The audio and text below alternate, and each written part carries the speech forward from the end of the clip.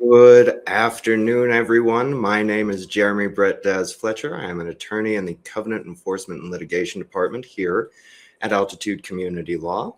Thank you for joining us today for Are You Discriminating? You might be, and not even realizing it. A few quick housekeeping items to attend to. On your screen, you should primarily be seeing the PowerPoint presentation. You should additionally be seeing a small box on the left-hand side of the screen with the presenter. That would be me. On the right side of the menu, you will see a private chat icon. Please use this icon to type in your questions throughout the presentation. Time permitting, at the end of the presentation, I will answer as many of those as I can, although you will also feel free to email me after the presentation if there are any additional questions that I'm not quite able to get to. If you have any audio or video issues during the presentation, please click the No Audio or Video button below the PowerPoint on your screen and follow the instructions. One CMCA credit certificate will be automatically generated and emailed to you within 48 hours after the webinar, assuming you attended the entire program. These credits are non-transferable. And please save the image of the certificate that is in the body of the email if you wish to preserve the image. To save the certificate, right-click on the image in the email and save it as a photo. The image of the certificate in the email will only be available for 30 days, or you can always print the email with the certificate. As a reminder, this presentation will be recorded and added to Altitude's YouTube channel within a couple of days. And lastly, there will be a survey that will pop up at the end of the webinar. We and I truly appreciate any feedback you can provide. Your thoughts and opinions assist us with improving our future presentations, so please do not hold back.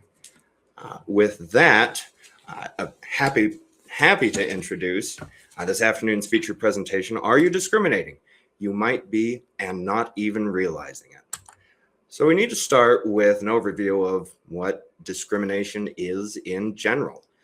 It is absolutely easier to accidentally discriminate than one would believe, especially using some common sense logic.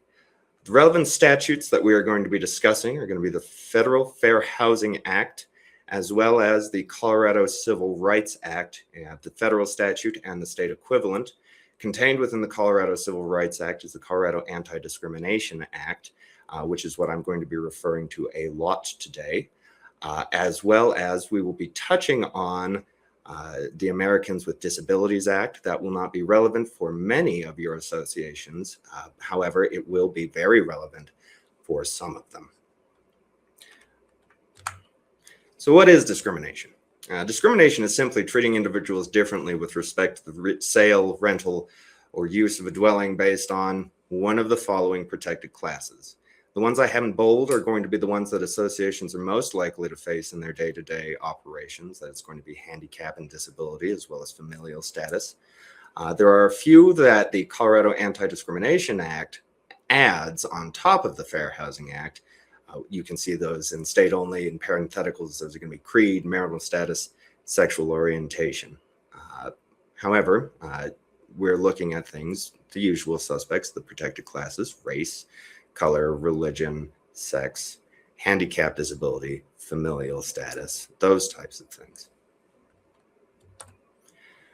And in the context of discrimination in homeowners associations, primarily, you're going to be looking at three possibilities of avenue.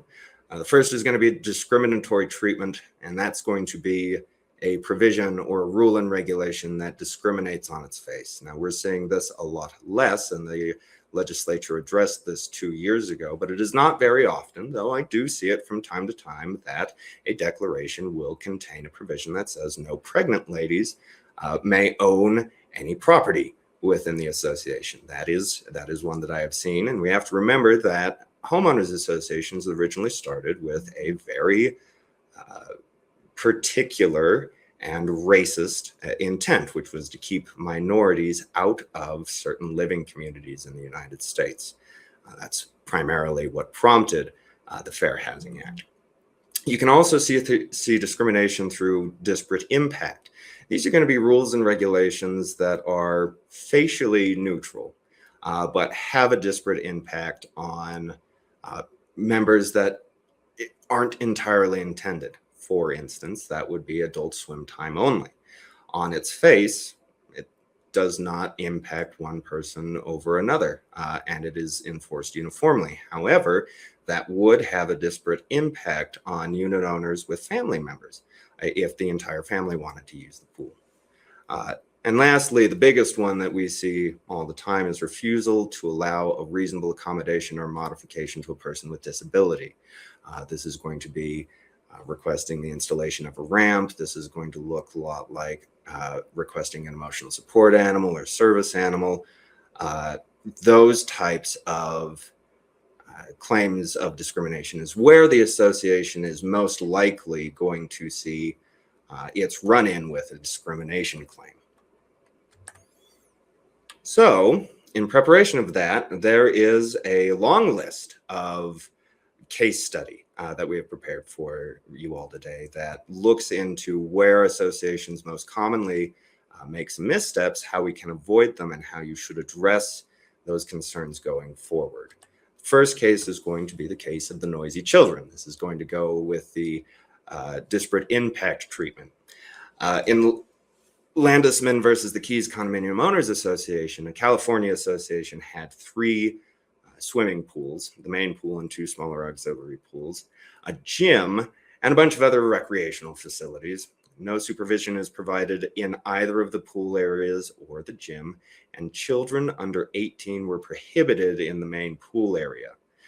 The association preferred the relative tranquility of the swimming pool, not filled with active and noisy children. The California federal courts came down pretty hard on that one and found that, of course, this is a disparate impact on families and people with children who wish to use the pool. The gym was a little bit more different because there are some safety hazards. You know, you can't have a 5-year-old running around in a gym. They could seriously hurt themselves. But what the court found was, you know, in the balance of safety versus disparate impact, a little bit more weight is going to be provided to that disparate impact analysis. But there is absolutely room for reasonable and legitimate safety concerns with regard to children and families. The case of the potential floating baby Ruth, or as I like to call it, Brown Thunder. This one is a little bit more interesting. The association in this instance in Florida had a community, as a community, prohibited children under the age of 5 from using a swimming pool and further restricted children between the ages of 5 and 16 from using the pool from 11 a.m. to 2 p.m. each day due to the possible threat of fecal material in the pool. Now, this one did go all the way to trial, and at trial, the plaintiffs, the Department of Housing and Urban Development, were able to provide an expert who gave some pretty gross testimony and was able to effectively state that there is no major difference between the ability of adults to spread fecal matter versus that of children. A little bit gross, but ultimately, there is no real difference in the potential contamination of fecal matter in a swimming pool between children and adults. Again, we're looking at another disparate impact case, even with some additional and logical, even though unfounded, safety concerns behind the rule and regulation that was adopted. The group home case, this one is Colorado's stamp on history. Double D Manor versus Evergreen Meadows Homeowners Association. I know this is going to be near and dear to a lot of your hearts, and I know we've advised many of you on specifically this case. Double D is a nonprofit corporation which provides a home life situation for the development of disabled persons between the ages of 5 and 21. And Evergreen Meadows is a Colorado association with covenants that provide all sites shall be used for residential use only, with only one single family dwelling permitted on any site, right? And what the association saw was this home was being used more as a business. That went all the way to the Colorado Supreme Court, and the Supreme Court holds that a single family dwelling describes the type of structure permitted and not the type of use that can be made of the property, right? So I know a lot of almost all of your covenants are going to provide, if you are a single family home association, that only single family dwellings may be put on specific lots in the community. That is going to refer only to the type of building, but not its use. Although there is a commercial aspect, and this will touch on a lot of short-term rentals for you, which is why we always recommend limited amendments. Residential use, although there's a commercial aspect in that there is a receipt of funds to run a home, the use of a structure is as a home for developmentally disabled children, based on the nature of activities, the facility functions like a home. Which, when we're looking at, again, even multifamily dwellings, right? As long as, most likely, if this unit or home is going to be used like a home in whatever its business is, it's not going to count as commercial use. It is going to count as residential use and will fall within that structure. Case of the dog named Cain. This is a big one. This is the big seminal one. This is where we get a lot of the case law that we still rely on to this day, and has all to do with emotional support animals. You have a retired U.S. Air Force veteran, Mr. Bogota, who suffered from PTSD and acquired a rather big dog named Cain. Big dog. Big, lovable, huggable. And turns out that Mr. Bogota's psychiatric symptoms improved significantly with Cain, and he began to rely on the dog to help him manage his PTSD. This Florida association had a 25-pound dog weight limit. Mr. Bogota had provided 2 letters from a psychiatrist explaining his condition, the need for an emotional support animal, and the therapeutic relationship that he had developed with his dog Cain. In response, the association had requested the exact nature of his condition and whether Cain had received specific training and specifically asked why he needed a dog that weighed over 25 pounds. If you can spot what the problem is, you get a point. Associations must provide reasonable accommodations to disabled individuals if it is needed to afford the individual equal use and enjoyment of his unit or in the community.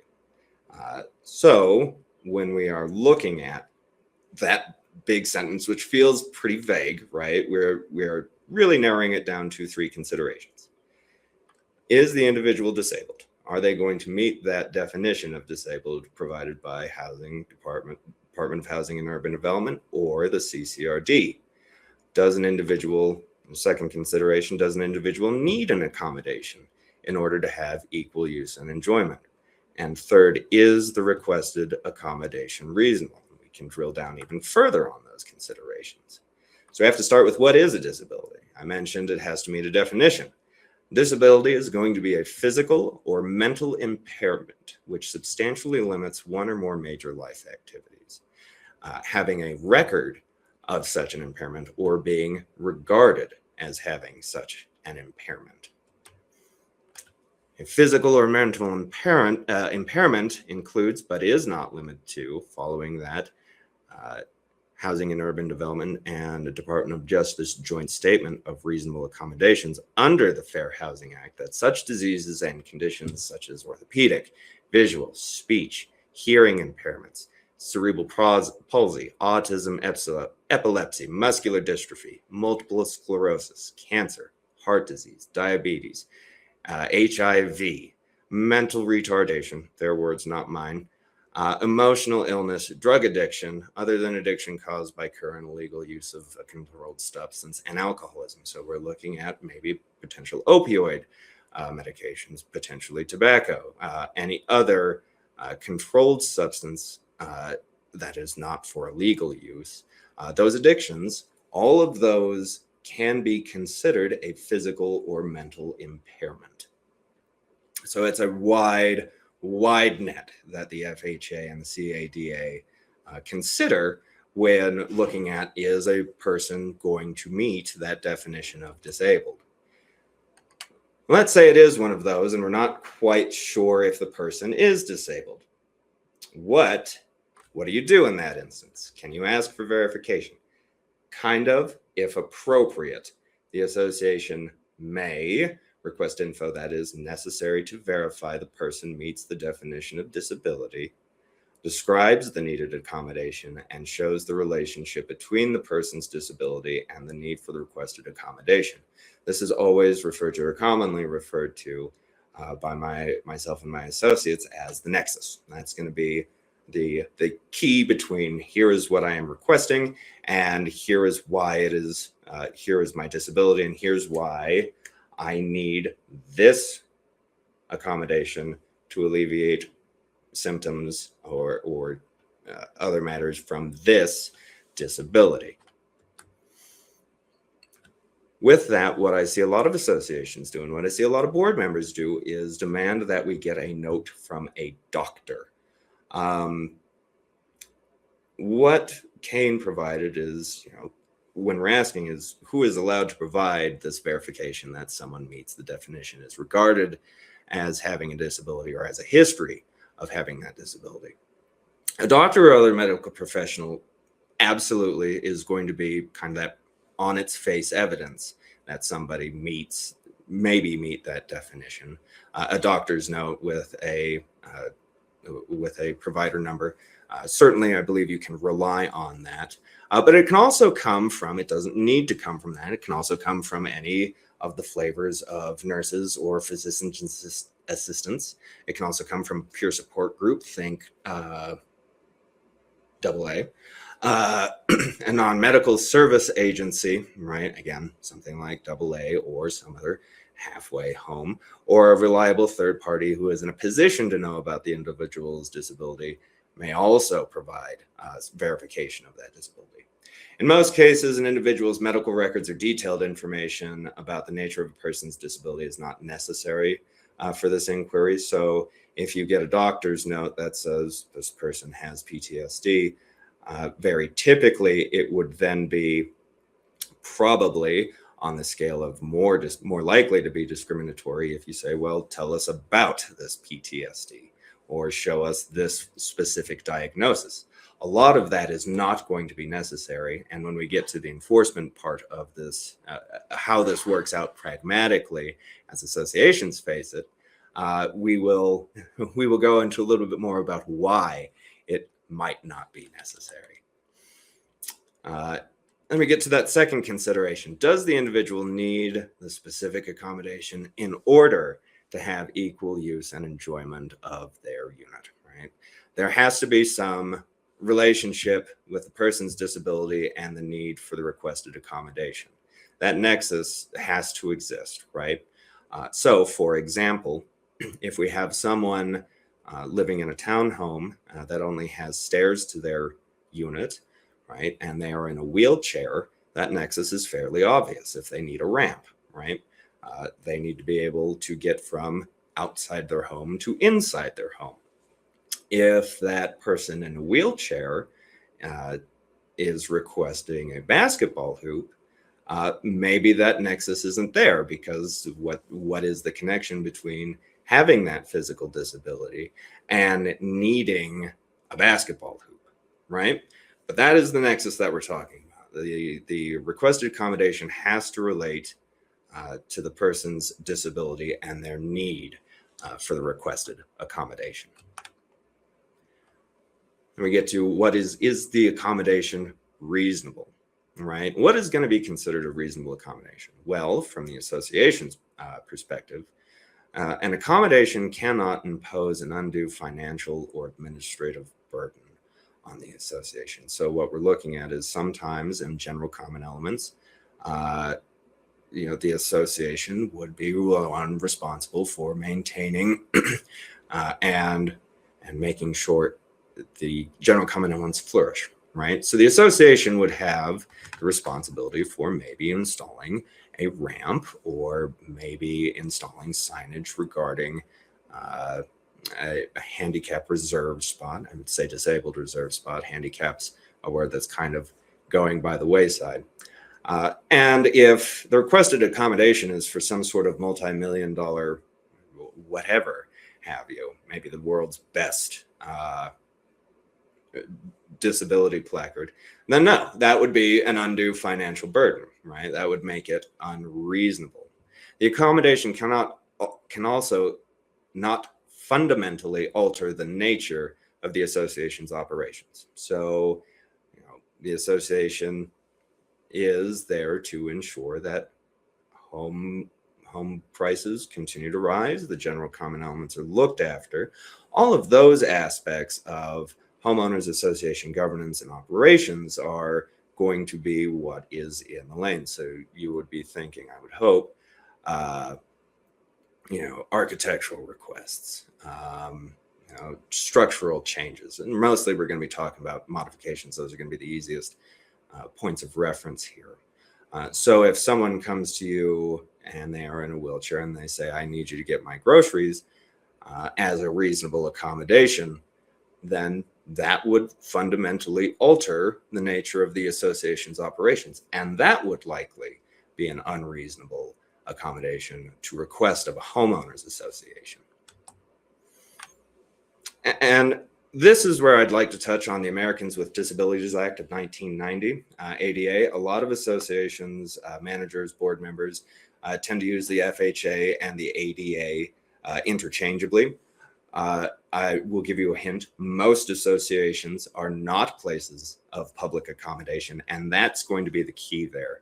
The Americans with Disabilities Act, the ADA, prohibits discrimination and ensures equal opportunity for persons with disabilities in employment, state and local government services, public accommodations, commercial facilities, and transportation. Again, another federal law. Colorado has a kind of concurrent state law on the matter, but public accommodation is going to be the key there, right? So these are going to be places that are open to public. Not many homeowners associations, although I'm looking at you in my mountain communities, who can sometimes be places of quasi-public accommodation, are not going to be open to the public. So we're looking at places like maybe golf courses that are open to the public for some of you. Public swimming pools. Again, quasi-rental ski in, ski out chalets up in the mountains is where I tend to see the most. But for the most part, we're looking at private ownership. So it's going to be likely that the ADA does not apply to many of your communities unless you are inviting the public, the general public, in at any time. This one is another one that's near and dear to a lot of associations' hearts, especially as downtown starts becoming more cramped and parking becomes less available. Gittleman v. Woodhaven Condominium Association. Mr. Gittleman suffered from a mobility disability and requested exclusive use of a parking space to accommodate his disability. This New Jersey association rejected Mr. Gittleman's request based on its master deed. Now we're looking at a condominium shared wall type of community. The parking spaces within the lands described in paragraph 1, this would likely be in your declaration of the master deed, shall constitute common elements for the non-exclusive use of unit owners. So we're looking at shared parking, right, that on general common elements. And the association had argued in that case that it can't grant a request for a reserved disabled spot without amending their declaration. And as we all know, I mean, I think a few of you have been through this process with me.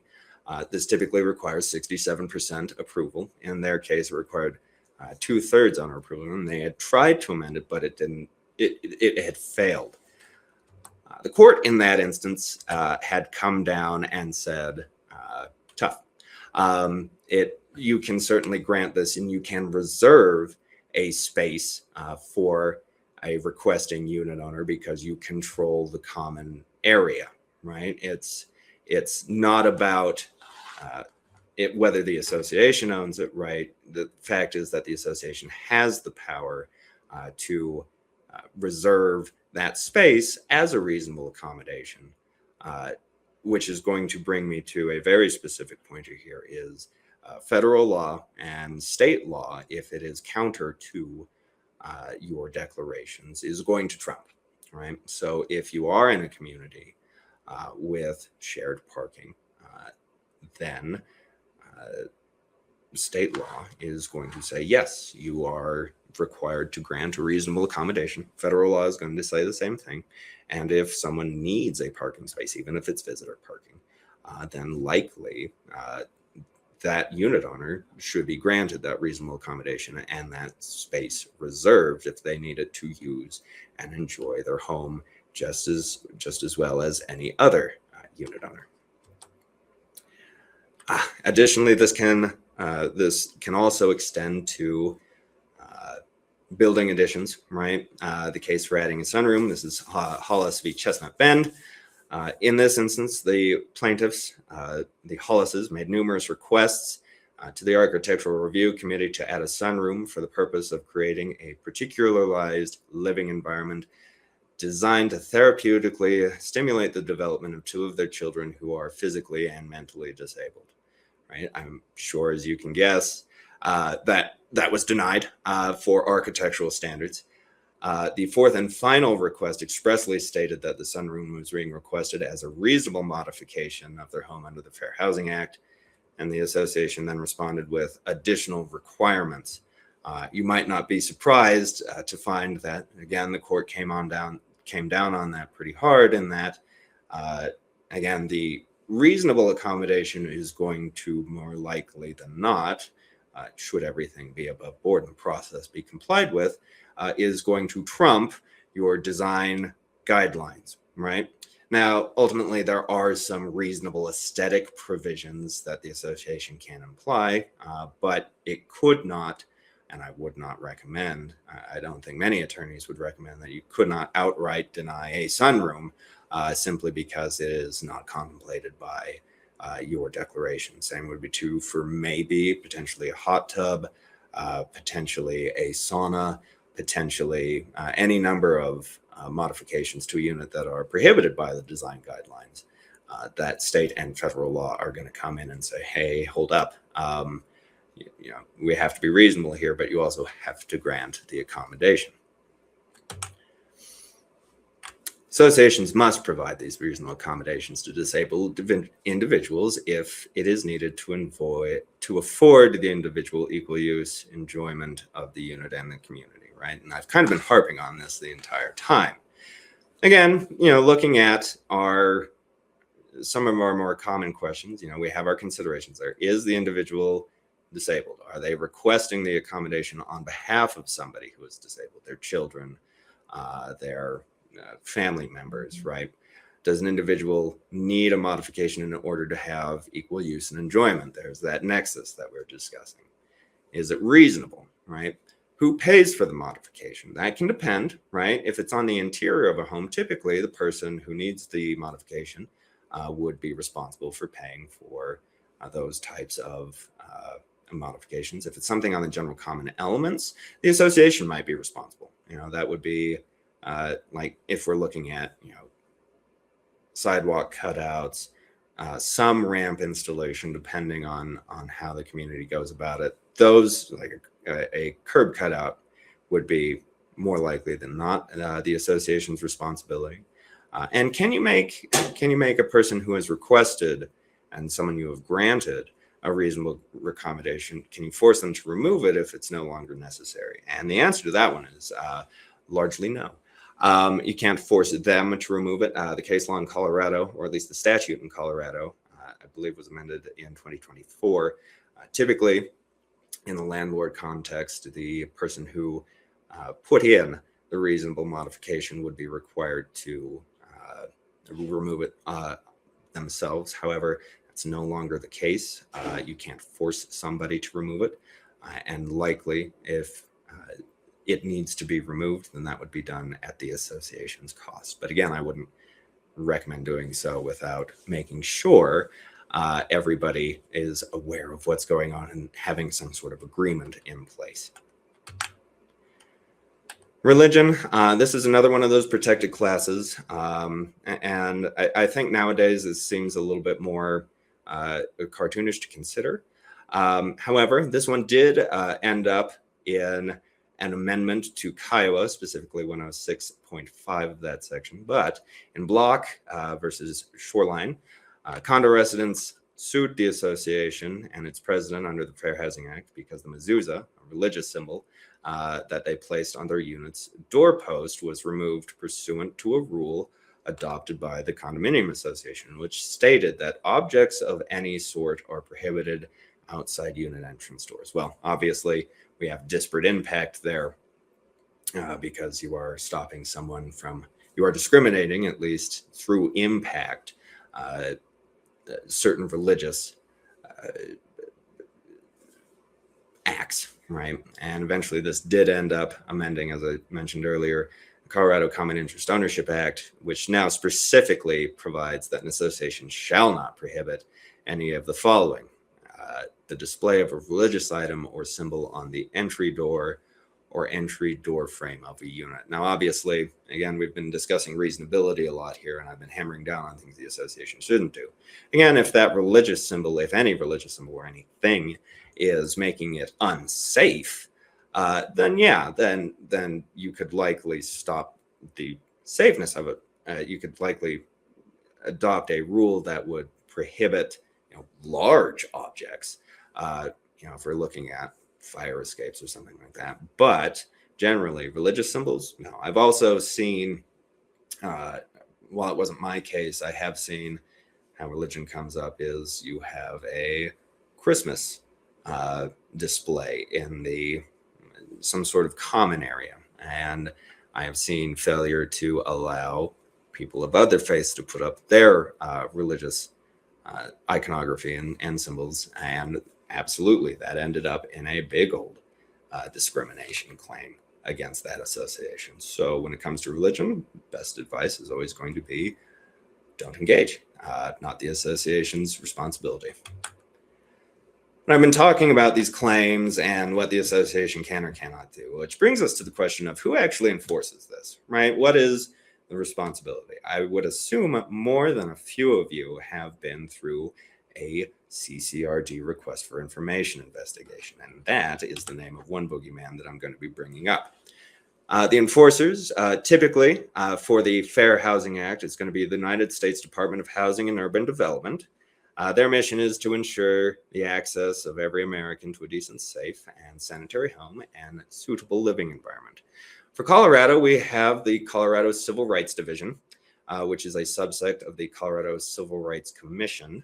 The HUD, the Department of Housing and Urban Development, has certified the CCRD as a substantially equivalent agency. So even if someone files a complaint with the Department of Housing and Urban Development, the Department of Housing and Urban Development will more likely than not provide that claim to the CCRD so the state can enforce it, because the CCRD and the HUD are providing essentially the same function, just at two different levels.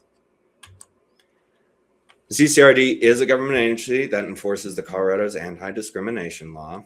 They typically work a lot with the EEOC, that's going to be your Equal Employment Opportunity Commission, and the Department of Housing and Urban Development. And they are the body responsible for investigating claims of alleged discrimination. Typically, the CCRD complaints are filed free of charge by the complainant. This is going to be by the majority of your members who feel that they've been discriminated against. It is no charge to them. Housing complaints must be filed within a year, so there is a statute of limitations within a year from the date of the last occurrence of discriminatory act, or the CCRD will not investigate the claim. Once a unit owner reaches out to the CCRD, they'll provide some information. The CCRD will then draft the charge and will serve that on the respondent, typically through your registered agent, most likely your management companies, although it can be on the board. The respondent will be given a chance to respond and provide information.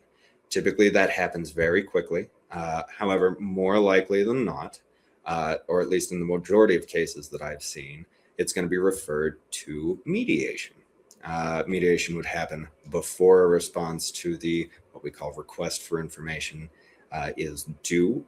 However, typically, if mediation is not referred, that response is very typically due within 10 days after receipt of that request for information. Or should you agree to mediation, the response is typically going to be due within 7 days after mediation terminates.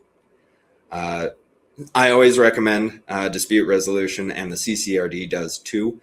They try very hard to refer these things to mediation, and typically that can get associations and complaining unit owners where they need to be. Then there is an investigation. Like I say, you will get a request for information. It will ask the association for a lot of documentation, the names of every unit owner. It'll ask you for the protected class of every unit owner, but I don't see associations, and I don't think I'd recommend associations keep track of that because that tends to look worse, right? The association doesn't particularly care or should not care about the personal lives of individual members, at least from a governance and day-to-day operations point of view. Not as humans, you're always allowed to do that as human, but for association business, I wouldn't recommend it. And you get all this information together, you provide a statement of why you have not discriminated, and you shoot that over to the investigator assigned to the case. The division will then take a very long time, mostly, or at least in my experience, at least half a year right now, to provide a determination as to whether there is probable cause that the association acted discriminatorily or not. If it is found that the association has acted discriminatorily, the matter will proceed to conciliation, which is very much a mediation part 2, in which a final chance is offered to enter into some sort of settlement agreement. And then there will be a right to appeal should the right of the complaining party, the complainant to appeal, not the association. For the complainant appeal, should their determination come out against their favor.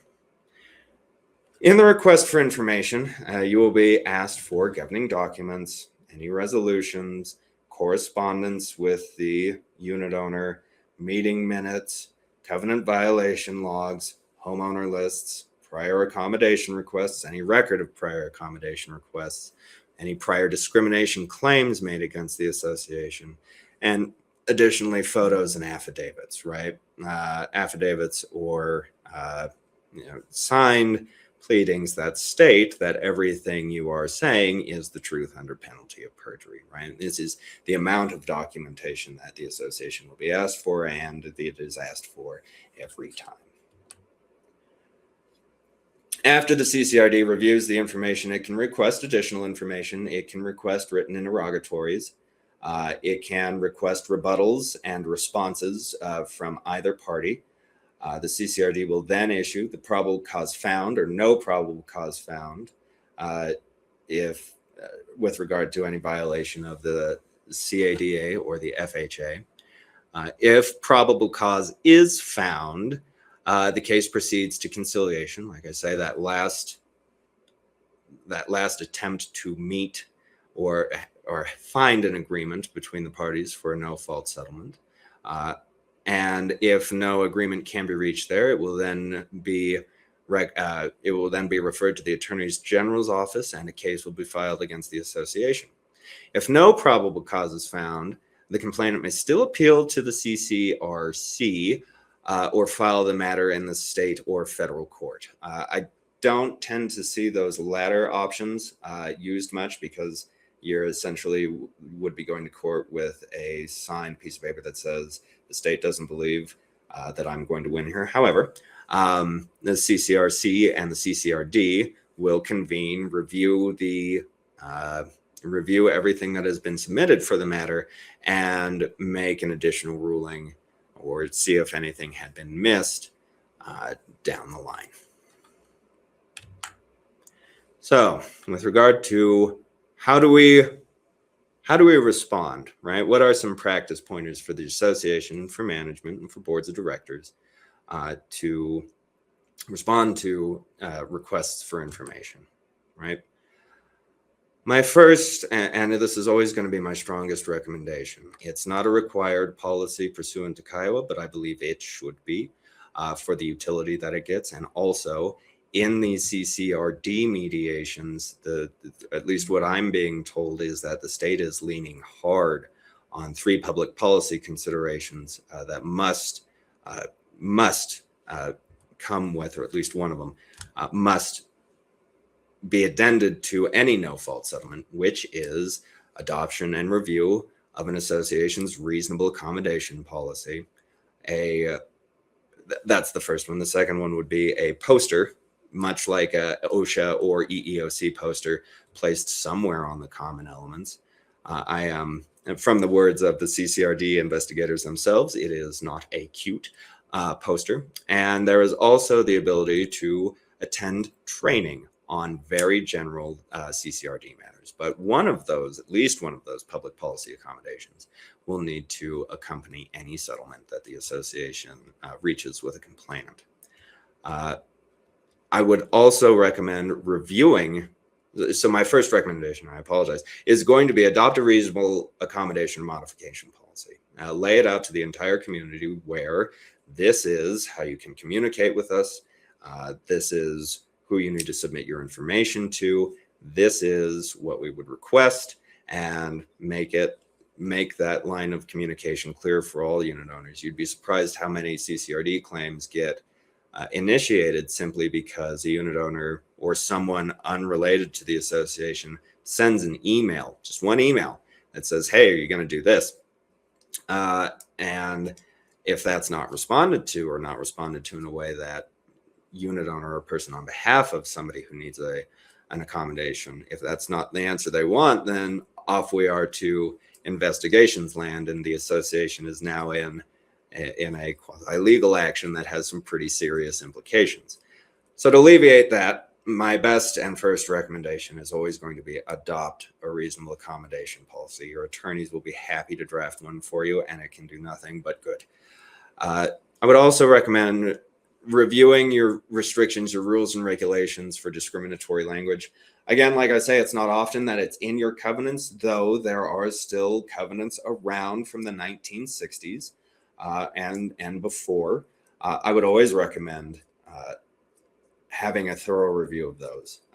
State law is now that if there is a discriminatory provision on its face, the association can simply move to amend that without taking a vote of the association out of the declaration. We've done that a few times, very few times, because it's not that common. And if your declarations are still from the 1960s, again, another recommendation is look at amending and restating their declarations, because by the time they are my age, times have probably changed, and it's always worth looking at.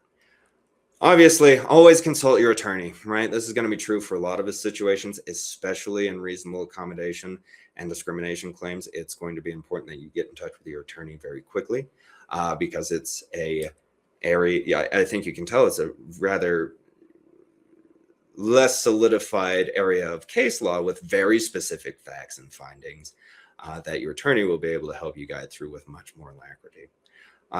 As always, while I am in the covenant enforcement and litigation department here, another one of my basic common sense recommendations is to make sure we are enforcing our rules and regulations and our covenants in a uniform and consistent manner. That's always going to be your bread and butter, right? If you are doing things uniformly against all unit owners, the less likely it is that you are going to get a claim for retaliation-based discrimination because somebody is disabled and you're only enforcing rules and regulations against them. Or I've seen this come up with people of color, right? That only certain rules and regulations are only being forced against minorities. And certainly that's how they perceive it. But if you enforce uniformly in a consistent manner, that's always going to put the association on a better foot. And I alluded to this earlier, right? In my experience, and I think a lot of your guys' experience, some of these requests for reasonable accommodations can be pretty eye-rolling, right? I mean, certainly there is, with the availability of ChatGPT, unit owners, members of the community are more aware than ever of the provisions of the CCRD, right? Despite that, always engage the individual seeking an accommodation or modification in an interactive dialogue. Always take it seriously, right? Always engage in the process. Don't put it off, no matter how eye-rolling the request may be, because it can only really be eye-rolling in hindsight. Again, that's why I would recommend a reasonable accommodation policy. And additionally, failure to engage in an individual seeking an accommodation or modification can be seen as a constructive denial of potentially a reasonable accommodation. Typically, your timeline is going to be around 30 days, but there is no hard and fast rule on that. So make sure you're engaging and make sure you're taking it seriously. And lastly, always be professional. Again, like I say, a lot of these can be eye-rolling, but they are, again, eye-rolling in hindsight. While I could share stories, I'd be remiss to do so here. But always be professional, always engage in these people with respect, even if they're coming off as less than sincere, even if they're coming off as abusing the system. Always be professional and always engage. If your association is faced with a discrimination complaint, again, be civil. Don't strike back at the person who filed the complaint. Do not ask the complainant why they filed it or the substance of it. That's the job for the HUD or the state discrimination agency. Just comply with the process. Take the complaint seriously, even if we suspect it's less than above board. Be responsive and provide the information quickly and truthfully, right? The good thing about representing homeowners associations is I have never seen an instance where the association is not telling the truth. I've not. If there has been no discrimination, thank you, an investigation of the requested info will reveal it, right? Understand the process under state law and federal law. And you will, once you have been through one CCRD investigation, it starts to make sense pretty clearly. Always keep good records, right? Associations with well-documented procedures can demonstrate to investigators that no discrimination has occurred. That has gotten more than one association out of hot water with the CCRD before. I've seen it happen. Always keep good records. Always keep those violation logs up to date. Always be ready to show that you are enforcing the same rules against every unit owner when there is a violation, uniformly and evenly. Questions? All right. I see that I do have some questions. And if there is any, I will do my best to not spill any personal information here, especially because that can be pretty damning. So if there's anything you don't want me to read out loud, please shoot me an email. If I don't get to our question here within the next 10 minutes, please also feel free to shoot me an email at jfletcher@altitude.law. And if you ever have any questions, this recording is going to be available, like I said, on our YouTube account. Also, please refer to any of the resources we have available at our website, www.altitude.law, and that will get you at least to a starting place.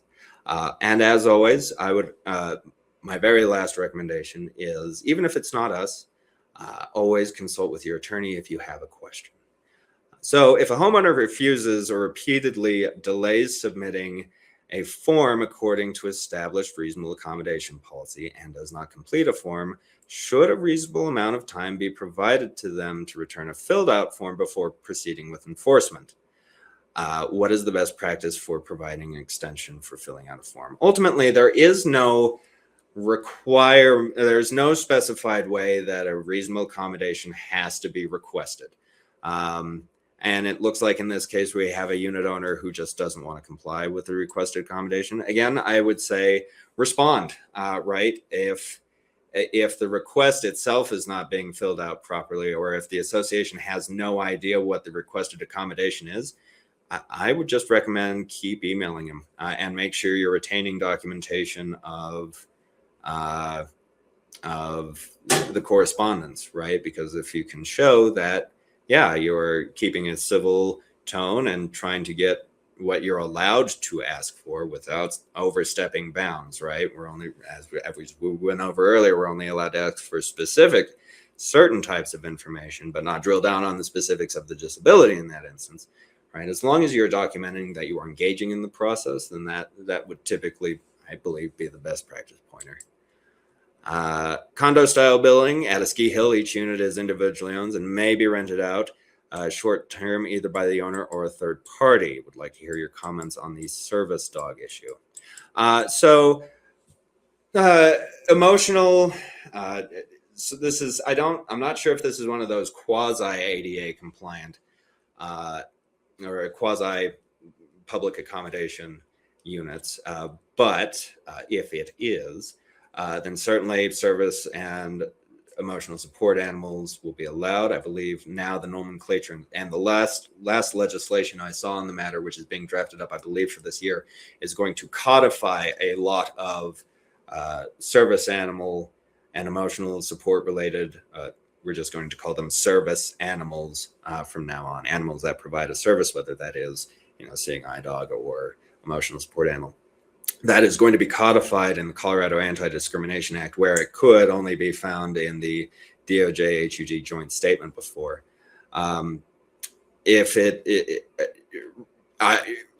Generally, on my understanding, I would say allow them the emotional support or service animal.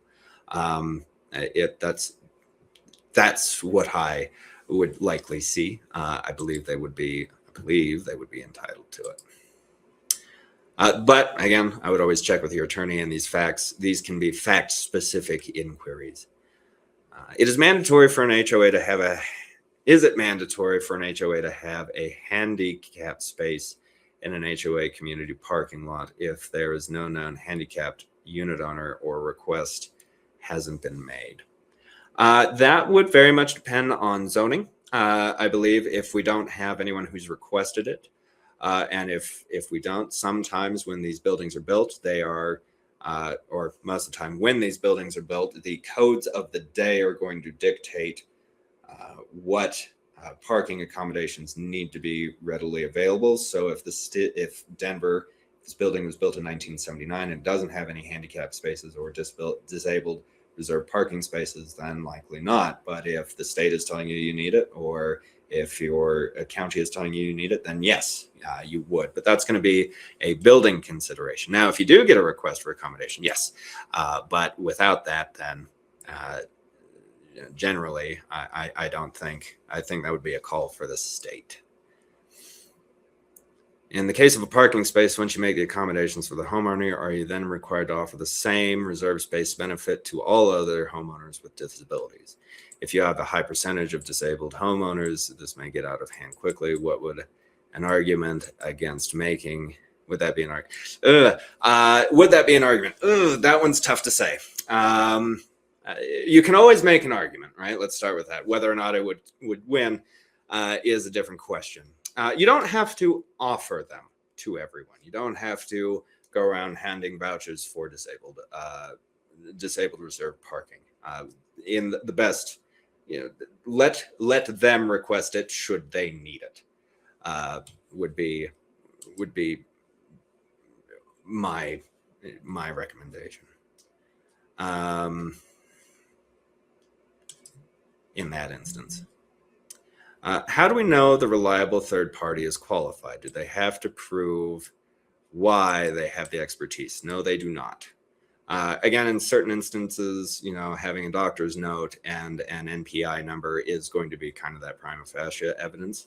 Ultimately, there is no requirement that they have to show their bona fides. Now, if you're getting something fraudulent, that's a different matter. But again, you can look into that a little bit, but you can't drill too down hard on it. If it's a doctor out of Texas, that's still a doctor. If it's a doctor virtually, still a doctor, right? That's less of a consideration. But typically, if somebody's asking for this earnestly or because they need it, right, that whoever is writing or providing that information is going to let you know who and why this person is suffering from what they have suffered from and why they need the accommodation.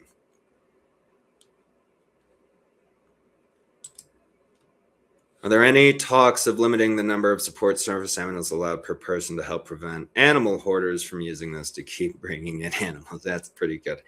Yes.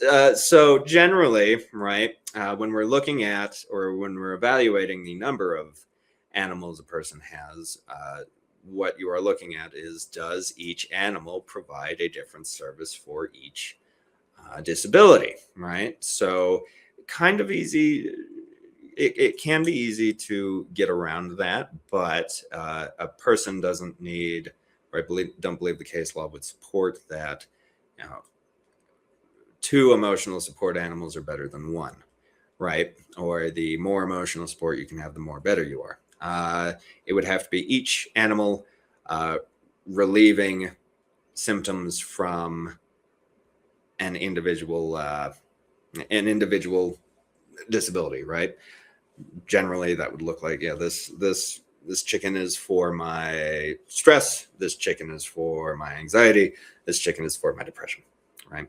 But you're right. That is where at least we see most people potentially bending the rules to get more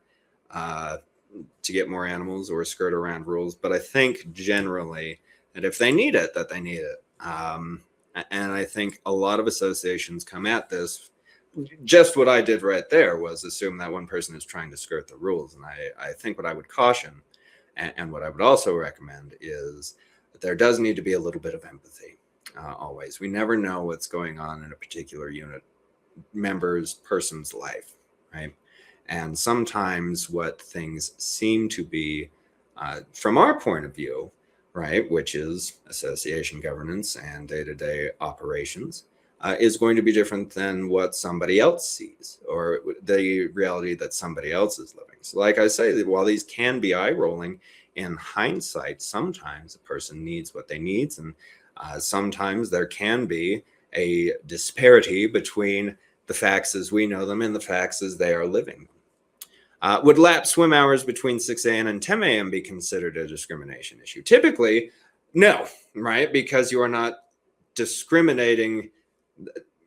Well, I'm not sure that would have a disparate impact, right? You're not saying people under the age of 18 can't swim, right? People under 5 can swim. If a 5-year-old can swim laps, right? Now, certainly, or if they can prove that they can swim laps, then a 5-year-old can swim laps. That's not a problem. That is different there than having no children, right? No minors, no one under this age. Because that's where the discrimination is going to happen. If somebody of any age is able to swim laps, then that's more difficult to show that it has a disparate impact.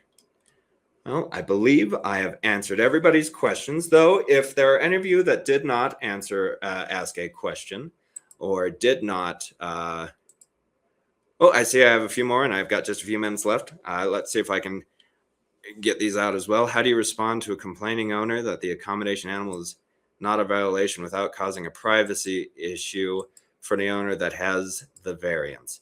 That's a difficult situation to be in. Generally, when we're discussing reasonable accommodations, the best advice is never, the less said, soonest mended, right? It's not other association unit owners' business to know what the board has access to and who has what disability. That's not anybody's business. That is just between the board and the unit owner. So you don't need to say anything to anybody. But that would, that would be how I'd handle it. It's not the association's business to dish the dish on other unit owners in that instance, and that could also land that association in hot water. But if there is a question I've missed, or if there is anything that you were not able to ask me during this presentation, please feel free to email me directly at jfletcher@altitude.law, and I will get back to you as fast as I can with some of those answers to your questions. I hope you've had a wonderful day, and I hope you have enjoyed this presentation of Are You Discriminating? You Might Be, and Not Even Realizing it. Thank you.